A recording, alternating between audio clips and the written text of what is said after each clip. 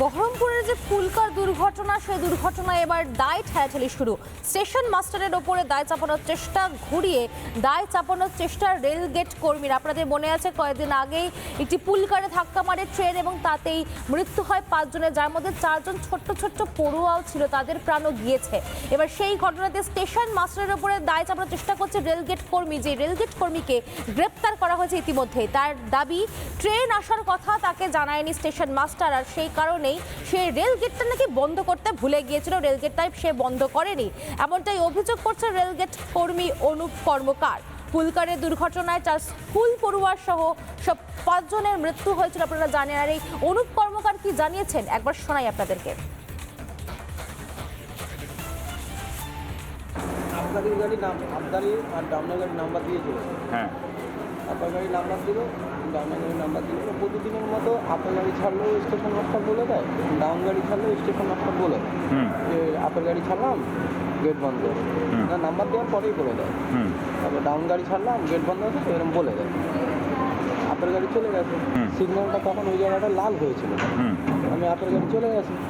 আপনার গাড়ি চলে যাওয়ার সিগন্যাল যখন লাল হয়ে আছে, আর ডাউনের গাড়ি ছাড়ার কথা এখনও দেয়নি, মানে 5-7 মিনিট 10 মিনিট আমি টাইম পেয়ে যাবো খাগড়া থেকে বিকেলটা আসতে যাবো।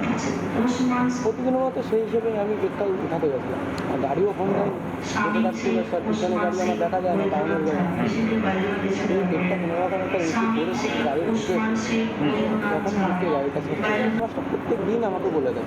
কালকে বলে কালকে এই দুর্ঘটনা হয়ে গেছে স্যার, কালকে আর ডাউনের গাড়িতে ছেড়েছে আমাকে বলে পাবলিক। ঘটনার দিন সেই প্রত্যক্ষদর্শী যারা ছিলেন তারা জানিয়েছিলেন যে এই রেলগেট কর্মী সে মদ্যপ অবস্থায় ছিল এবং তার গাফিলতির জেরে দুর্ঘটনা ঘটে। স্থানীয় বাসিন্দারা সেই সময় কি জানিয়েছিলেন একবার শোনাই আপনাদের আরো একবার।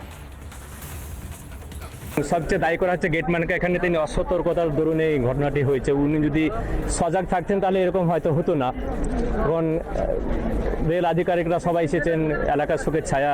তবে গ্রামের একজন বয়স্ক লোক, তিনি স্পট ডেথ হয়ে গেছেন ওখানে। পুরোপুরি দায়িত্ব গেটম্যান এখন যা বোঝা যাচ্ছে। এখন অনেকে বলছে নাকি এর আগে 2-3 বার হয়ে গেছে এরকম ঘটনা, কিন্তু এরকম হতাহতের সংখ্যা হয়নি এবং মৌখিকভাবে অনেকবার তাকে জানানো হয়েছে, কিন্তু প্রশাসন বা গেটম্যান যিনি আছেন তিনি কোনো ভূমিকা পালন করেননি। অনেকে বলছে নাকি নেশাগ্রস্ত অবস্থায় ছিলেন, ড্রিঙ্কার, মানে রাতের বেলায় নেশাগ্রস্ত অবস্থায় ছিলেন। নানা ধরনের কন্টেন্ট দেখার জন্য লাইক করুন, শেয়ার করুন আমাদের ফেসবুক পেজ, সাবস্ক্রাইব করুন আমাদের ইউটিউব চ্যানেল। পাশাপাশি অন্যান্য ব্রেকিং নিউজের জন্য অবশ্যই চোখ রাখুন রিপাবলিক বাংলায়।